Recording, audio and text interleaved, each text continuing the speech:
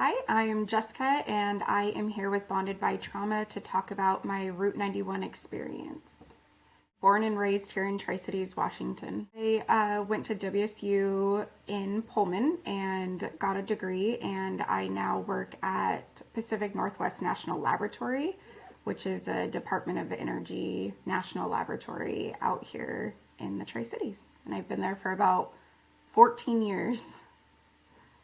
Been going I started going to Route 91 when it first started. The very first year it started in Las Vegas, and it was a blast. I'm a huge country fan. Vegas is a short plane ride, so it's quick, easy, and it's a great festival. Had a baby, and she was about 6 months old when I went to the festival. And I went with 3 close friends. And yeah, we just planned a trip to Vegas and we're super excited about it. And Jason Aldean was the headliner, and none of us had seen him yet. And so we were super excited.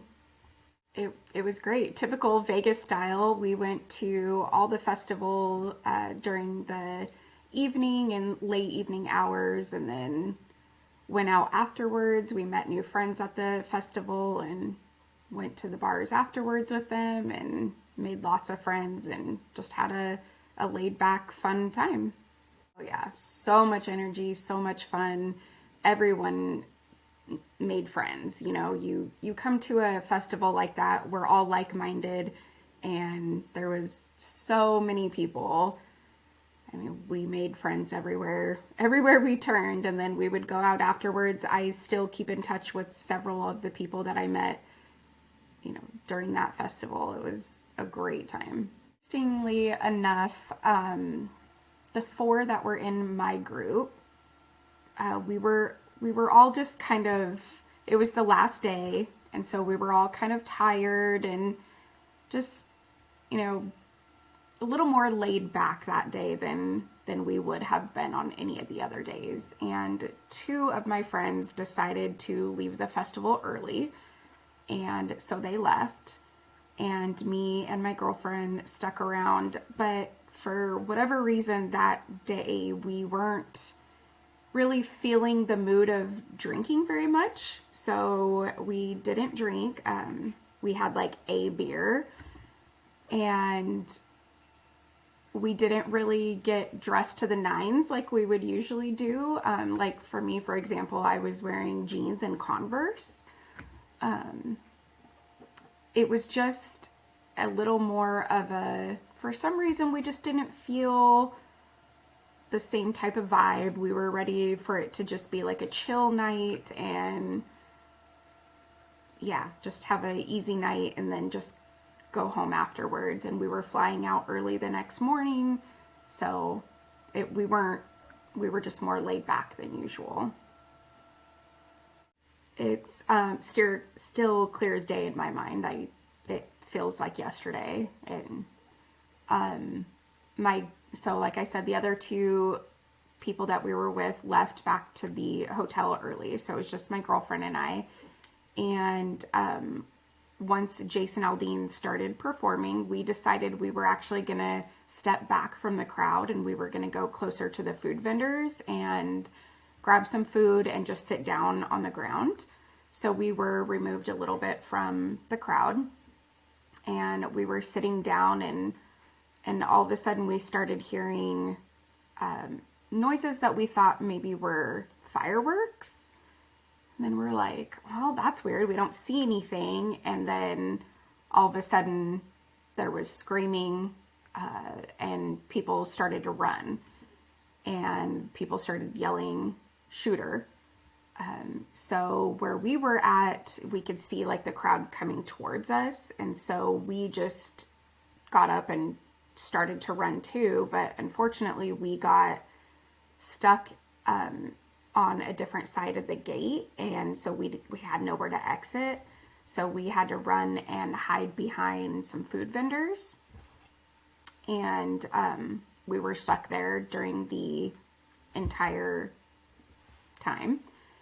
And there was probably about a dozen of us back there hiding, and somehow we ended up with an undercover cop, and he was back there with us as well. So in a way that was kind of comforting, knowing he had eyes and ears out there and could tell us what was going on, but he didn't really know a whole lot. Nobody really knew what was going on at the time. But he gave us direction to at some points to lay down when the gunshots got closer. But other than that, he just told us to be quiet and to sit still. So we were all sitting back there. Of course, you could hear screams, you could hear gunshots. What really resonates in my mind is the sound of helicopters.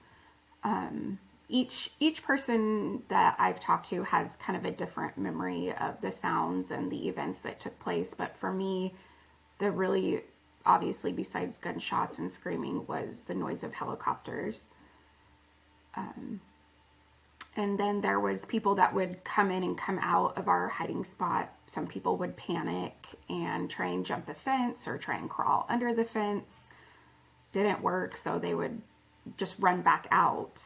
And I'm not entirely sure what happened to any of them. But one guy in particular, kid, he was probably in his teens. He was pretty clearly upset, as we all were, but he was really panicking. He had a dog tag on, and he actually took his dog tag off and gave it to me and said, "I want you to wear this, keep this, this is going to keep you safe. I'm going back out there because my family is out there." He had separated from his family, and so he left and he went back out there.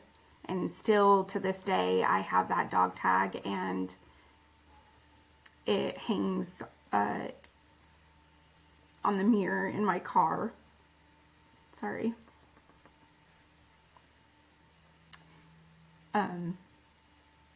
So after we were told that it was safe to leave and to run, we then ran to the next closest casino, which I can't recall which one that was. And we made it to the lobby there, where there was a lot of people sitting on the ground in the lobby, and people were handing out water, bottles of water, and just trying to help us calm down. And then all of a sudden, someone said that there was a shooter there as well, and people started running from the casino area. So we all had to run out of there, and my girlfriend and I jumped into a cab, and at the same time, two other girls jumped into the cab from a different casino and said that there was a shooter there as well. And we got in the cab, and we just told the cab driver, just drive, get off the strip, like, just drive, go anywhere. And he was kind of panicking, didn't know what was going on, and just started driving. And we drove around for a while, and then we ended up back at our hotel that we stayed at, which was the Excalibur, I believe.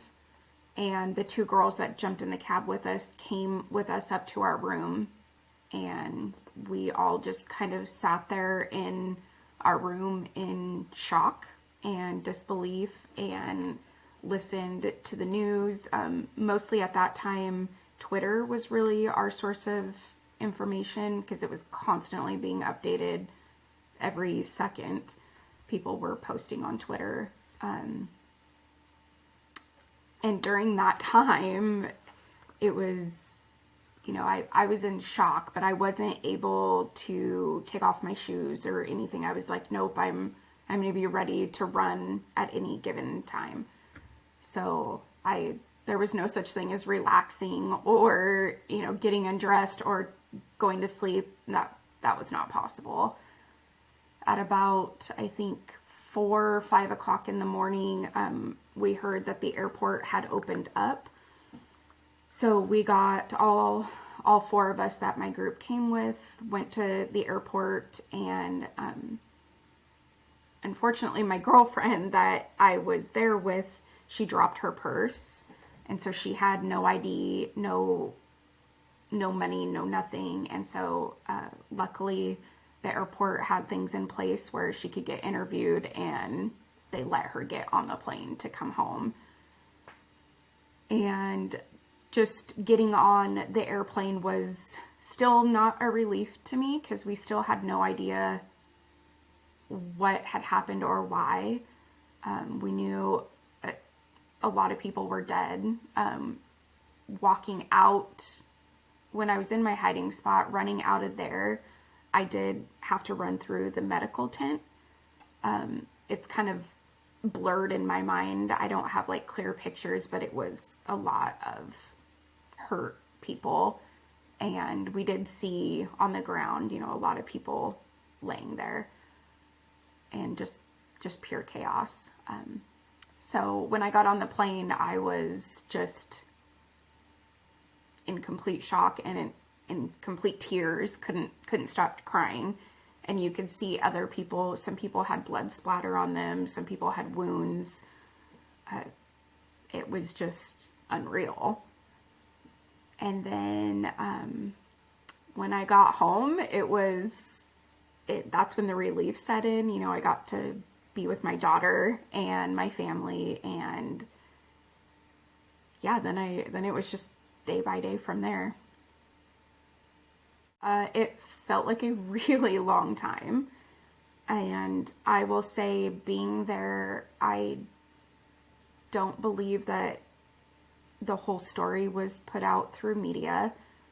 So like, my experience was different than what the media had said happened, and so I'm not sure what the truth is. I'm not sure we'll ever know. But what I heard, and what we all heard when we were hiding, was we heard an automatic gun at some points, but then we also heard a handgun at points. And we also heard the handgun coming closer to us.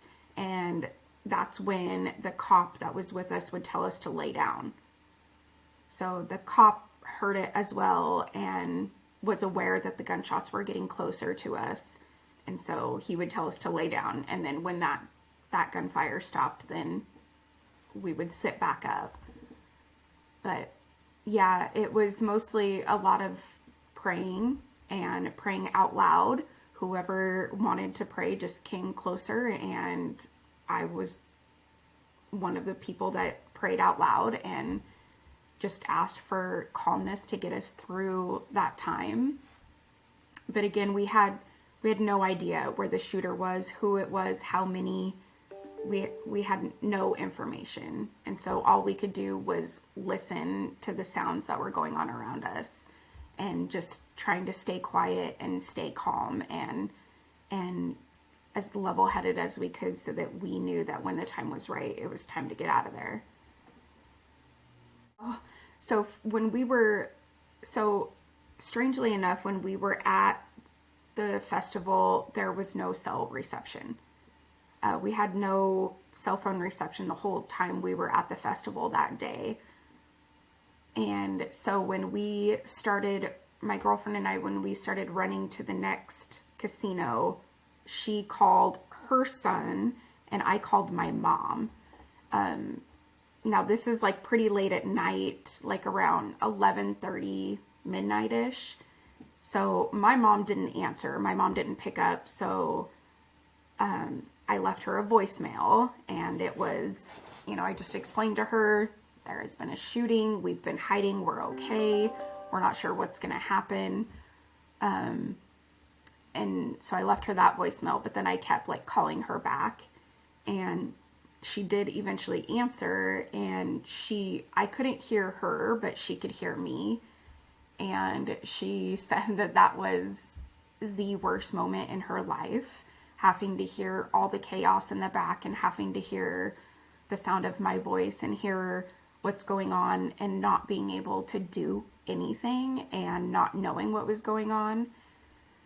So all she could do was listen to the news and once we got back to the Excalibur, our friends let us in because we didn't have anything. So we didn't have a key card or anything to get in our room. So we were banging on the doors like frantically, and our friends couldn't, they were like, what's going on? And we were just, out of control. We were a mess, crying, like not making sense, and telling them there was a shooting. We had to run, and they couldn't quite grasp what had happened. And so they got most of their information from, the news and Twitter.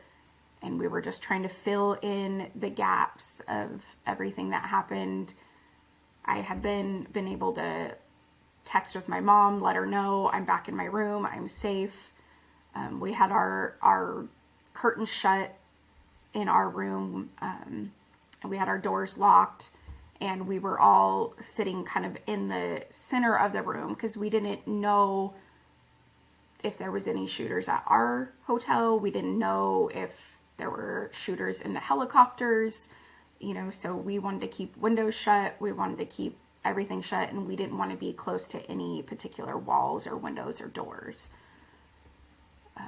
So yeah, it was pretty traumatic and pretty chaotic.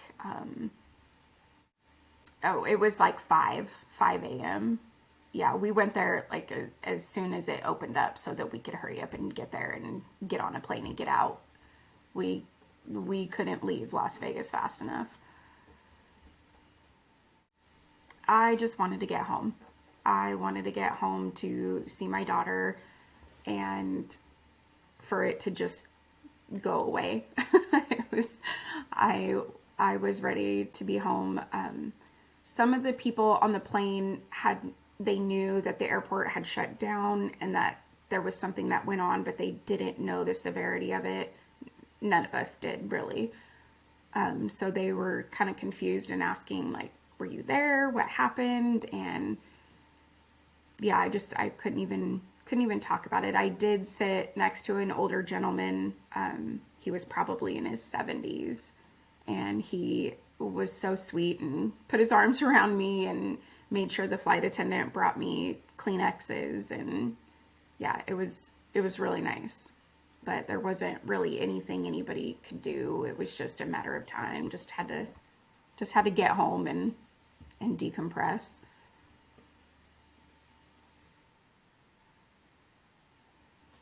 Oh gosh. I didn't get to see anything firsthand because I was hiding. But just the fact that people would come into our hiding spot, and then like the gentleman I told you about, he was a hero to me, giving me his dog tag and then running back out there to save whoever he could, hoping to find his family. That's a hero. I don't know what he endured during that time running back out there. But he was a hero to me, and to this day, I still think of him as a hero.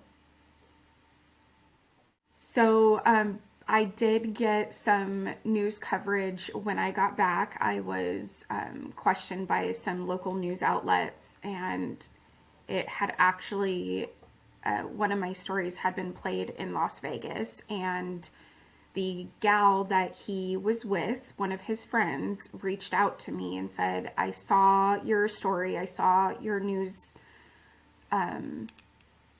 segment about him, and I wanted you to know that I am his friend. I was with him that night, and she sent me pictures of him with him wearing the dog tag as well, because I didn't remember what he looked like. I just knew like a generic version. He was a young white male. That's all I knew.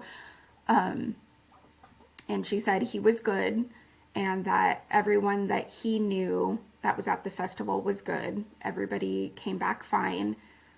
However, mentally he was not good, and he was not willing to ever speak of the event at any time. And this was, I believe, a year after the event had happened. And so he wanted her to reach out to me and let me know that he was okay, because that was one of the things that I wanted to know, was if he made it, if he was okay. And she said he wanted me to know that he was okay, and but he just didn't want to speak or talk about the event. Like I said, I remember everything like it was yesterday, and it's been more than 5 years now. And I'm actually going to Las Vegas next month for the first time. I have not returned, and I can tell you that my anxiety level is through the roof. It won't be a normal Las Vegas trip. It will be more laid back, kind of easing into it, trying to see Las Vegas as it used to be and not how my last experience was. So it'll be interesting, but I'm going with a great group of friends. So yeah, it's kind of bittersweet. Like, I know that I need to do this, and I know that I need to go and make a new memory there. But it's not going to be easy. But directly after the event, I did a lot of therapy, a lot of counseling sessions. And I took, so my girlfriend and I took very different approaches to kind of our healing. And she was very into the news and following every single thing that came out, and following all the theories, and following just every single aspect that she could. And she wanted to know all the information and kind of make it make sense for her. Me, on the other hand, I wanted to know nothing. I didn't want to hear the news stories. I didn't want to hear anybody else's perspective. I wanted to honor those who passed away, and we did. We all got shirts and, honored those, and also helped with some fundraising. But other than that, I really did not want to know much about the theories or the story behind why they think one person was involved and no one else. And because I think in my mind, what we were told wasn't accurate. It may have been part of the truth, but it definitely was not the whole truth.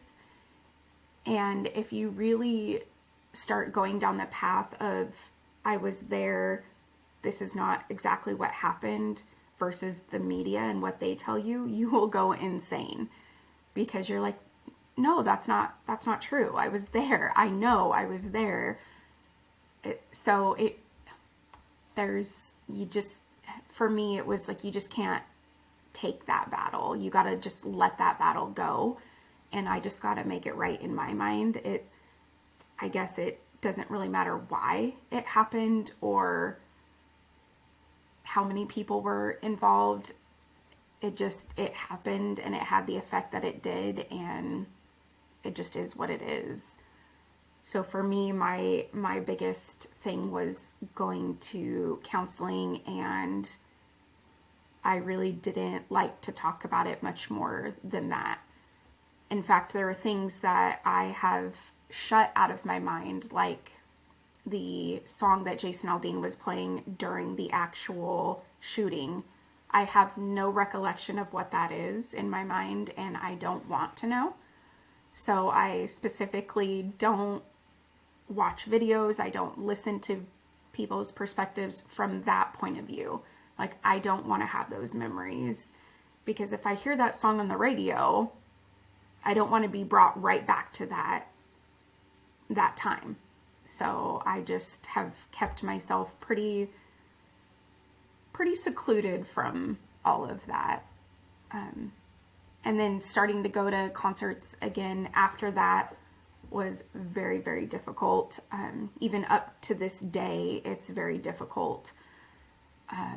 A lot of anxiety, the first thing I do, no matter where I go, is I make sure I have an exit plan.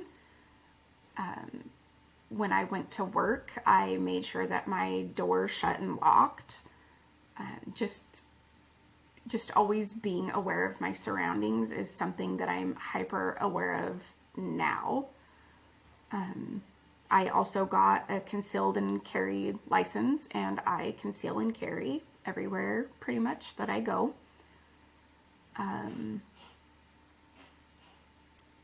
Yeah, I'm I'm I'm thankful that you know none of the artists were hurt, and because there was a lot of them there, and I'm glad that they were able to get back on the stage, and continue to do. Jason Aldean is a great performer, and it's great that that didn't end his career. It easily could have, and his wife was there at the concert and she was pregnant. It could have been a horrible outcome for him as well. So I'm thankful that he was able to keep going. Of course, helicopters. Every time I hear a helicopter, that triggers me. Every time I hear about a shooting, unfortunately, the Nashville shooting that just happened, it just breaks my heart and takes me right back there. I, as an adult, was able to get through the trauma, but it still affects me daily. I can't imagine what these poor children go through and have to go through to live their life. So every time I hear of a shooting, honestly, I get angry. I get very angry, because I don't think anybody deserves to go through the trauma that follows that, especially children when they're at school, anywhere, but when they're at school, that's their safe place away from their family. And yeah, so that triggers me a lot. And again, I'm not able to really read the news articles about them. I'm not watching the news segments on TV. I'm aware that it happened, and then I don't read any more about it because I can't mentally. I just can't go there. I actually went on a trip just a couple months ago to Bali, and I interacted with several people from several different countries, Australia being one of them. I made a really good friend from Australia, and everyone, the Balinese, people from Australia, everywhere, they said, America used to be the place where we wanted to go. We wanted to see that place, but now we're scared of it. We don't want to go to America. It seems like every time you turn around, there's shootings. And to hear that, it broke my heart. America's no longer the American dream like it used to be. It's chaos. And the girl that I had met from Australia, she's a teacher, and she said, in Australia, that's not a thing. I would never hear of a shooting.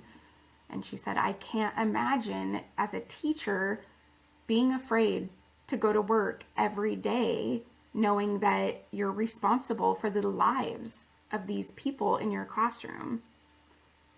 And that really broke my heart. I'm like, you're absolutely right. I don't know what we're doing wrong as a country, and I don't know how we can change it. I don't believe guns are the issue. I believe people are the issue. The guns aren't pulling the triggers themselves. It's the people.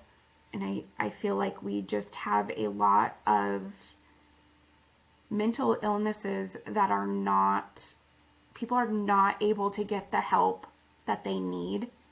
And why are mental illnesses so prevalent here? I'm not sure. I don't know if it's poverty, drugs, overworking. I don't know what it is that's causing this, but something has got to change, and it's sad. It's really sad. And as a mother to, my daughter is 6 now, I don't know how to protect her. I can't keep her from going to the grocery store. I can't keep her from school. I can't keep her from enjoying life. But how do I keep her safe? I don't know. The only solution I've come up with for my household is, like I said, I am a gun owner. I have learned how to safely shoot a gun. I have a concealed carry license, and all I can do is educate my daughter on gun safety, on how to protect yourself when you're in a scary situation, and what to do in an emergency, how to hide, how to stay calm. But truthfully, you don't know what you'll do in that type of situation until you're in it. I was never educated on, oh, if an emergency happens, here's some things you can do. You just don't think of that. But when you're in this situation, you really have to take breaths and be as mindful as you can, mindful of your situation, and try and keep your sanity. I mean, I thank God every day that I wasn't drinking and I wasn't drunk at that time, because I saw a lot of drunk people and they were struggling to run. They were struggling to even grasp what was going on. And it was, yeah. So I think the only way that we can move forward is each household, talk about mental health, talk about emergencies, talk about what to do in certain situations, and try and educate yourself and your friends. I used to think about it every single day. Now it's kind of an unconscious thought, because, I have that dog tag necklace hanging in my car, so I see it every day. I can't not think about it, but I think it's more of a subconscious thing now. I'm not like hyper thinking about it, and it's not constantly on my mind. But at first, yeah, I would say the first maybe year and a half, it was a pretty daily thing. It was going to the grocery store, going anywhere was very, very difficult. Going in crowds, going in enclosed spaces like a movie theater, or a hockey game or a football game. Going anywhere with big crowds took me a while. It was not comfortable. But I luckily, had friends that I could talk to about it. I had a great therapist. We did a lot of different techniques that helped me not get over it, but get through it, and be able to just keep going one day at a time. And I'm also lucky that my work understood the need for me to have an enclosed office with no window and a door. So they did relocate my office when I came back to work, to accommodate me. Now of course, after COVID, things are much different, because I have been home so much. I work from home mainly. So my anxiety is not as high. However, I haven't been doing all the things that I used to do for, a lot of years. So we'll see as the years progress how I'm able to, like I said, I'm going back to Vegas next month. I am so anxious about it, and I'm so scared, but I'm gonna do it because it's a fear that I need to get over. I need to remember that Las Vegas is a place. It's not a shooting. Vegas is full of great people and great activities, and I can't blame Vegas for one event that happened. I will not be going to the Mandalay Bay. I won't be looking at the Mandalay Bay. I won't be going to a concert, nothing like that. So it'll be different this time, but I'm looking forward to making new memories going forward.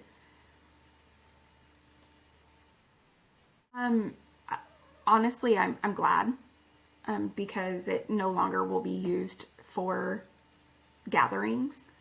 And I don't think I mean, all the Vegas community came together for this event too. I mean, this shook them to the core. And so I can't imagine how they feel having that area there. And so I think having it be something like just a parking lot, fine. You know, if we could just demolish that whole area and, you know, great, but we can't do that.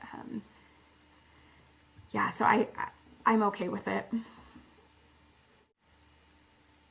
I have been to concerts since then. I actually just last summer went to one that was an outdoor small concert in Spokane, Washington, and I did really good throughout the whole entire concert.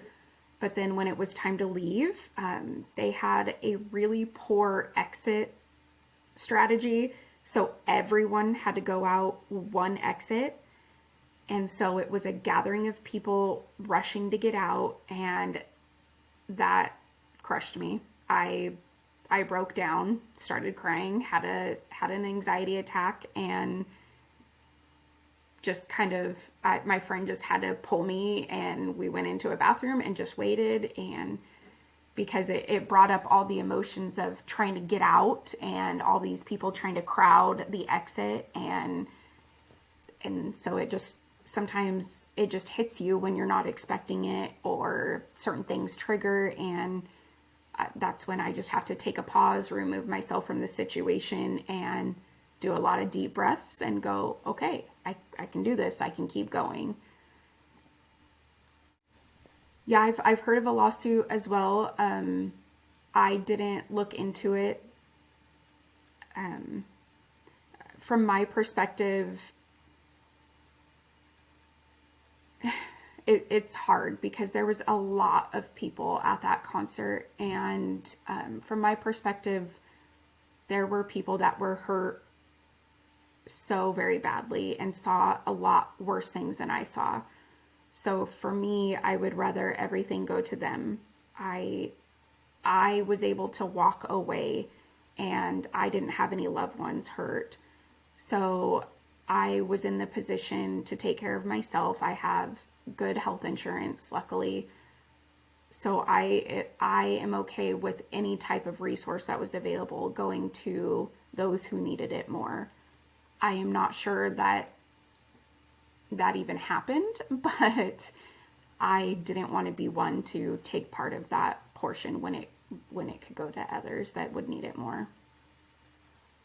They're never forgotten, ever. I don't know if you can see, but I have a bottle of champagne here that says Love Wins, Country Strong. And it was something that was purchased for me as a fundraiser for the 58. We also, the next year, went to a Seattle Mariners game where they did a Route 91 tribute to those Angels.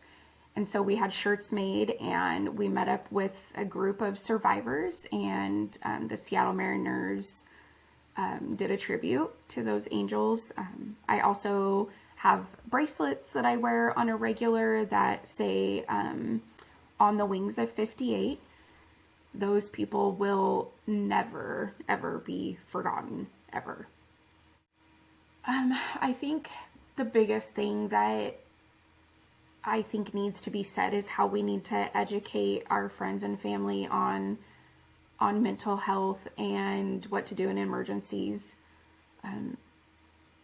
But I think the biggest thing is we're each strong, and we can get through hard things, and to use your resources. So if you are struggling mentally, there's so many resources out there to please utilize them. It's nowadays, I don't know many people that don't go to therapy. It's not a frowned upon thing anymore.